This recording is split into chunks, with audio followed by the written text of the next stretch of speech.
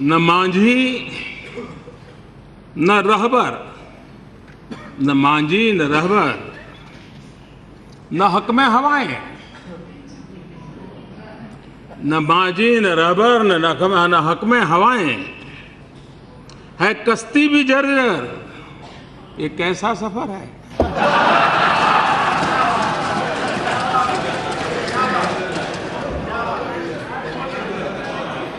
कभी तो लगता है कि ये सारे जो भाषण में सुन रहा था, जो व्यवहार देख रहा था, मैं नहीं मानता हूं कि ये कोई अज्ञानवश हुआ है।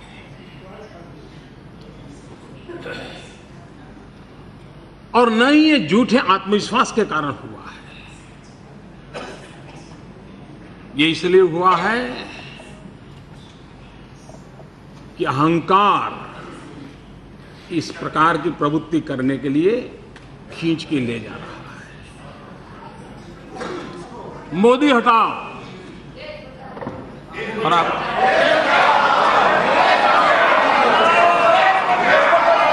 और मैं हैरान हूं आज सुबह तो, मैं तो हैरान हूं आज सुबह भी कि अभी तो चर्चा प्रारंभ हुई थी, मतदान नहीं हुआ था, जय पराजय का फैसला नहीं हुआ था, फिर भी जिनको यहां पहुंचने की उत्साह है, उठो उठो उठो।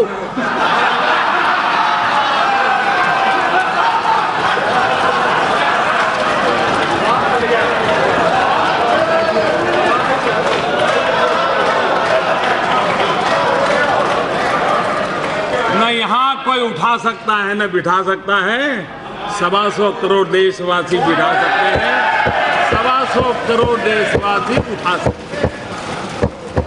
लोकतंत्र में जनता पे भरोसा होना चाहिए, इतनी जल्दबाजी क्या है।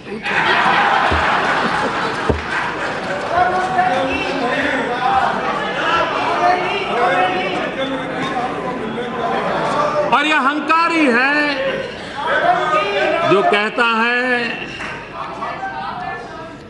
कि हम खड़े होंगे तो प्रधानमंत्री 15 मिनट तक खड़े नहीं हो पाएंगे। आदरणीय अध्यक्ष महोदय जी, मैं खड़ा भी हूं और 4 साल हमने जो काम किए हैं उस पर अड़ा भी हूं।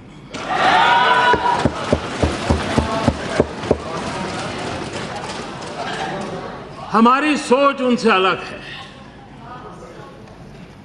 हमने तो सीखा है सार सार को गही रहे, थोथा दे ये उड़ा। खैर, मैं सार ग्रहण करने के लिए काफी कोशिश कर रहा था, लेकिन आज मिला नहीं। यहां ऐसे विषयों को स्पर्श किया गया। आजकल शिव भक्ति की बातें हो रही है। मैं भी भगवान शिव को प्रार्थना करता हूं। मैं 125 करोड़ देशवासियों को भी प्रार्थना करता हूं, आपको इतनी शक्ति दें कि 2024 में फिर से आप अविश्वास प्रस्ताव ले आए।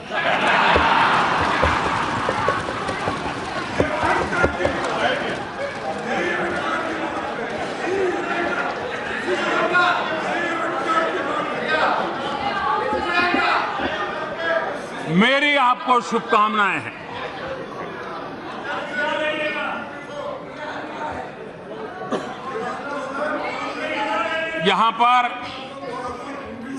यहां पर डोकलाम की चर्चा की गई। मैं मानता हूं कि जिस विषय की जानकारी नहीं है, कभी कभी उस पर बोलने से बात बड़ी उल्टी पड़ जाती है।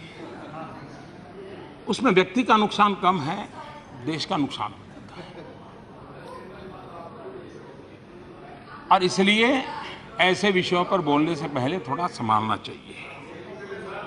हमें एक घटनाक्रम जरा याद रहना चाहिए।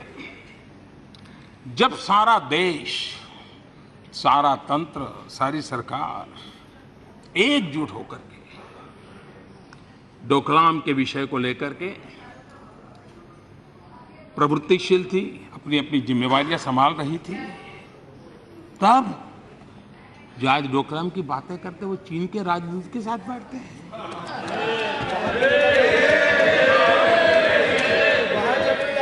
और बाद में कभी ना तो कभी हां,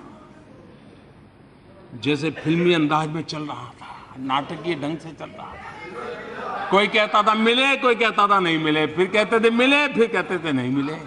क्यों भाई ऐसा सस्पेंस क्यों? मैं समझता हूं, और कांग्रेस प्रवक्ता ने तो पहले साफ बना कर दिया था कि उनके उपाध्यक्ष चीनी राजदूत को मिले ही नहीं है। इस बीच एक प्रेस विज्ञप्ति भी आ गई और फिर कांग्रेस ने मानने के लिए मजबूर होना पड़ा, हाँ मुलाकात तो हुई थी। क्या देश के विषयों कोई गंभीरता नहीं होती क्या? क्या हर जगह पे बचकाना हरकत करते रहेंगे क्या? यहां पर राफेल विवाद को छेड़ा गया।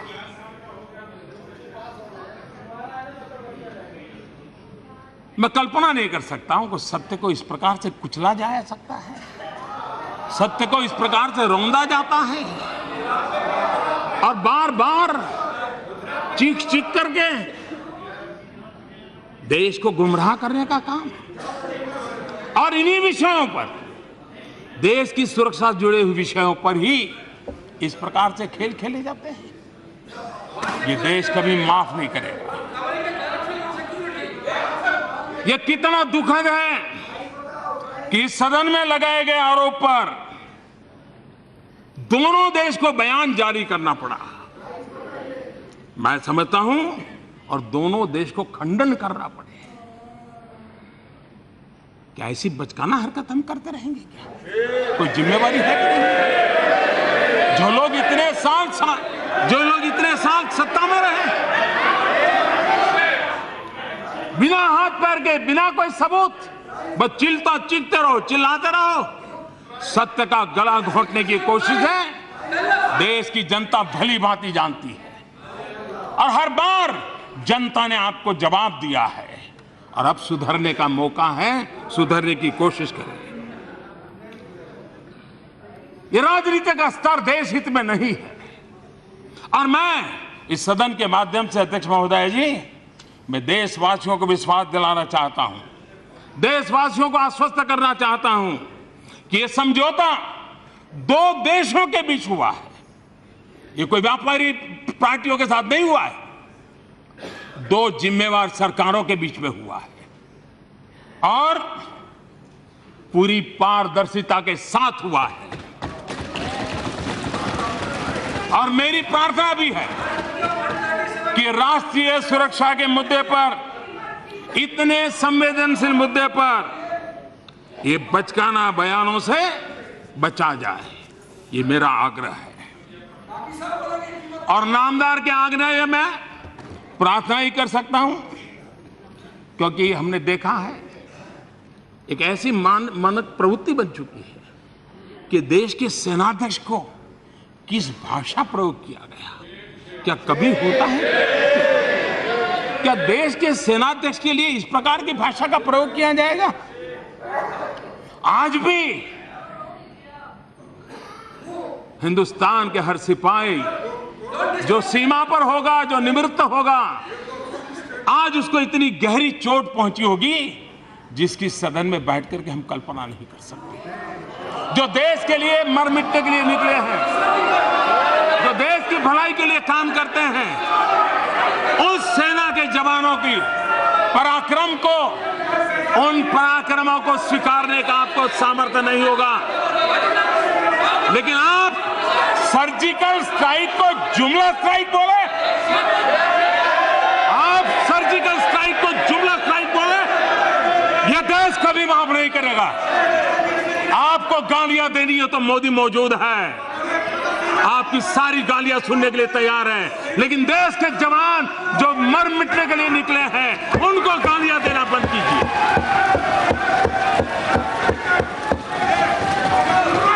सर्जिकल स्ट्राइक को जुमला स्ट्राइक, इस प्रकार से सेना को अपमानित करने का काम निरंतर चलता है। नहीं जानता।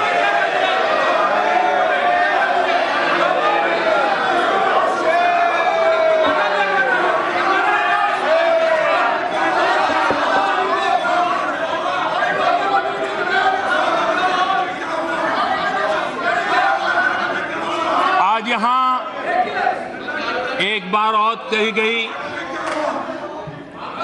यहां पूछा गया कि प्रधानमंत्री अपनी आंख में मेरी आंख भी नहीं डाल सकते।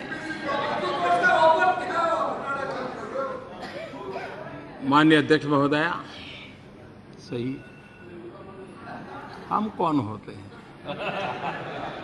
जो आपकी आंख में आंख डाल सके? कोई गरीब माँ का बेटा पिछड़ी जाति में पैदा हुआ, गांव से आया हो, आप तो नामदार हैं, नामदार, हम तो कामदार हैं। आपकी आंख में आंख डालने की हिम्मत हमारी नहीं, हम नहीं डाल सकते।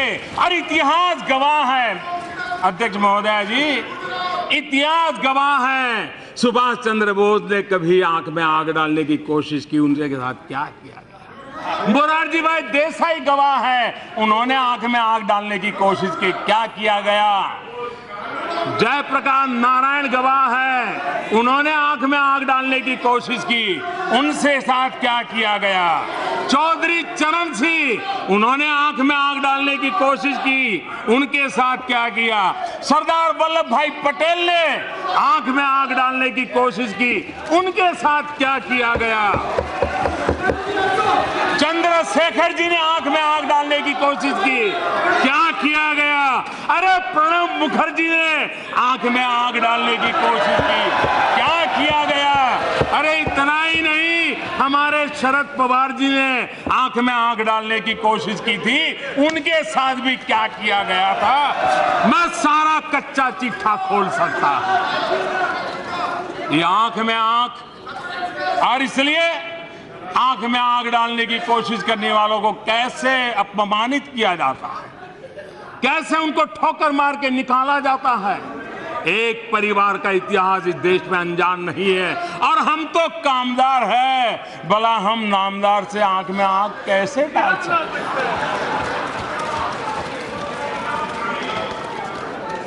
और आंखों की बात करने वालों की आंखों की हरकतों ने आज टीवी पे पूरा देश देख रहा है, कैसे आंख खोली जा रही है, कैसे बंद की जा रही है। ये आंखों का खेल।